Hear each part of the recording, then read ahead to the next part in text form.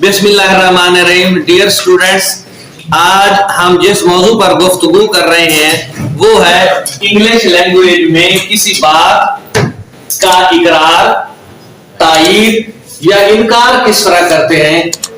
Language जब हम बोलते हैं तो उसका तरीकाकार अलग है। कोई भी जबान जब लिखी जाती है तो उसके कुछ रूल्स एंड रेगुलेशन फॉलो करना पड़ते हैं।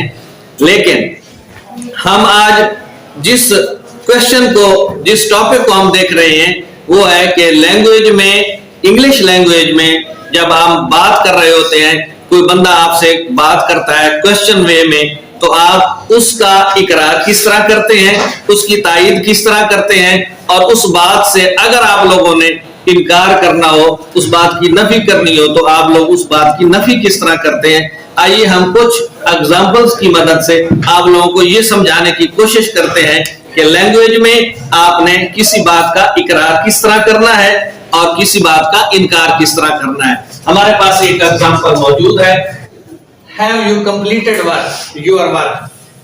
आप जब इसका आंसर लिखना हो तो उसके लिए आप लोगों का तरीकाकार ये होता है कि yes I have completed my work, यानी तहरीरी तौर पर जब आप किसी बात का जवाब देते हैं तो उसमें आप लोग सेंटेंस को मुकम्मल लिखते हैं, उसको सेंटेंस को ब्रीफ नहीं करते, मुख्तसर नहीं करते, उसको शॉर्ट नहीं करते। लेकिन इंग्लिश लैंग्वेज में जब आप बोल रहे होते हैं कोई भी स्टेटमेंट तो उसको मुख्तसर तौर पर आपने शॉर्ट वे में बात करना होती है। इसी बात का आपने अगर उसका जवाब देना है यस में, yes I have, yes I have, it's enough and it is a complete answer.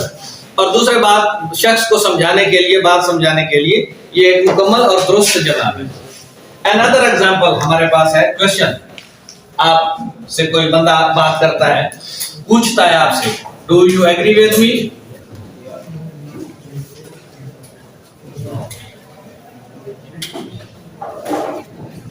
Do you agree with me? पिछले सेंटेंस में आपने देखा कि हमने उसकी बात का इकरार किया, हमने उसकी बात की तायीद की, yes I have completed my work. लेकिन इस सेंटेंस में फॉर एग्जांपल आप तायीद करते हैं उस शख्स की, तो आप लोग क्या कहेंगे? उसका जवाब आप देंगे यस, उसका जवाब देंगे yes I do, yes I do means I am agree with you, do you agree with me. अच्छा, ये जो वर्ब लगे हुए हैं सब्जेक्ट के साथ जो वर्ब लगे हुए हैं, ये क्वेश्चन के अंदर मौजूद हेल्पिंग वर्ब को आपने बतौर वर्ब लगाना है। स्टेटमेंट में मौजूद हेल्पिंग वर्ब को आपने यहां बतौर वर्ब इस्तेमाल करना है, और तायीद या इनकार आप दोनों सूरतों में। फॉर एग्जांपल आप कहते हैं कि नहीं, मैं आपके साथ मुत्तफिक नहीं हूं, तो no I do not, I don't. It is a complete answer in a spoken language.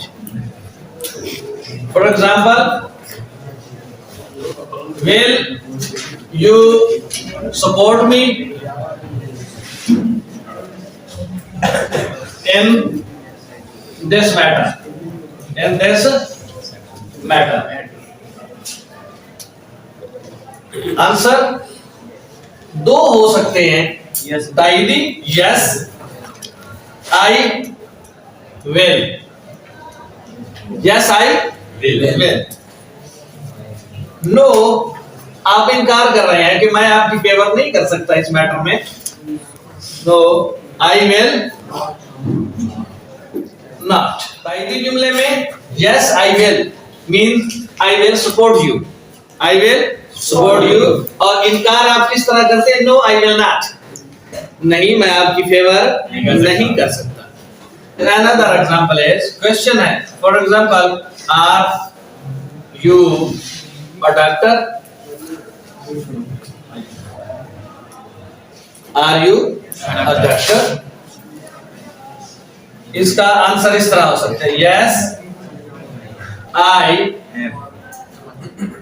M. और इनकार करना हो भाई आप डॉक्टर नहीं है तो नो आई एम नॉट।